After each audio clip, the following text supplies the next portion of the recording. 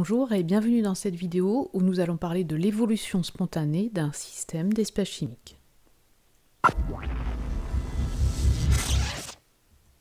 Commençons par étudier une transformation chimique qui est non totale, modélisée par la réaction dont l'équation est la suivante. On place dans un bécher une lame de nickel et une solution aqueuse contenant des ions plomb. Que va-t-il se passer si on fait ça? Bien sûr, la transformation chimique va évoluer jusqu'à un équilibre dynamique, c'est-à-dire qu'il n'y ait plus d'évolution à l'échelle macroscopique, mais par contre, à l'échelle microscopique, on a des vitesses de consommation et de formation de chaque espèce chimique qui sont identiques. Les concentrations de chacune des espèces en solution à l'équilibre vont vérifier alors la relation de la constante d'équilibre à 25 degrés Celsius que nous avons déjà définie dans une précédente vidéo.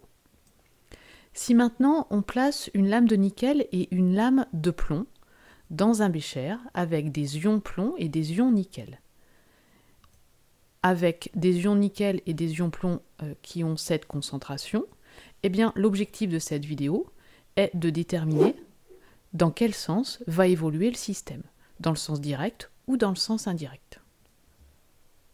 Pour le savoir, on définit ce que l'on appelle le quotient de réaction. C'est un nombre sans unité défini par cette relation entre les espèces chimiques en solution, les activités à la puissance du coefficient stoichiométrique. Je rappelle que l'activité, c'est la concentration de l'espèce chimique en solution divisée par la concentration molaire standard qui est d'1 mol par litre. Alors, comment est-ce que ce quotient de réaction peut nous servir? À l'équilibre, le quotient de réaction est égal à la constante d'équilibre pour une température donnée. Cette constante, on l'a déjà définie dans une précédente vidéo. Et la comparaison du quotient de réaction à l'état initial et de la constante d'équilibre permet de prévoir l'évolution spontanée du système d'espèces chimiques. Si le quotient de réaction à l'état initial est plus petit que la constante d'équilibre, le système va évoluer dans le sens direct de l'équation de la réaction. Les espèces chimiques A et B sont consommées et l'espèce chimique C se forme. Le quotient de réaction évolue jusqu'à atteindre la valeur de la constante d'équilibre.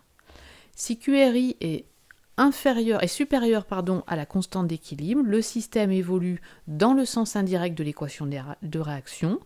Les espèces chimiques A et B se forment et l'espèce chimique C est consommée. Le quotient de réaction évolue jusqu'à atteindre la valeur de Kt. Et bien sûr, si le quotient de réaction à l'état initial est égal à K, le système n'évolue plus à l'échelle macroscopique. Alors calculons ce quotient de réaction à l'état initial pour cette transformation chimique à partir des données du début. On a donc activité des ions nickel divisé par activité des ions plomb, puisque le plomb solide et le nickel solide ont une activité égale à 1. Cela nous donne un quotient de réaction à l'état initial de 5,0 fois 10 puissance 3. Ce quotient de réaction à l'état initial est donc supérieur à la constante d'équilibre. Le système va donc évoluer dans le sens indirect. Des ions plomb et du nickel solide se forment alors que des ions nickel et du plomb solide sont consommés. Et le système arrête d'évoluer quand le quotient de réaction est égal à la constante d'équilibre. Alors, que devez-vous retenir dans cette vidéo? Bien sûr, la définition du quotient de réaction que l'on calcule dans un état donné, donc par exemple QRI, et bien sûr le critère d'évolution d'une transformation d'un système d'espèces chimiques. Voilà pour cette vidéo, je vous dis à bientôt.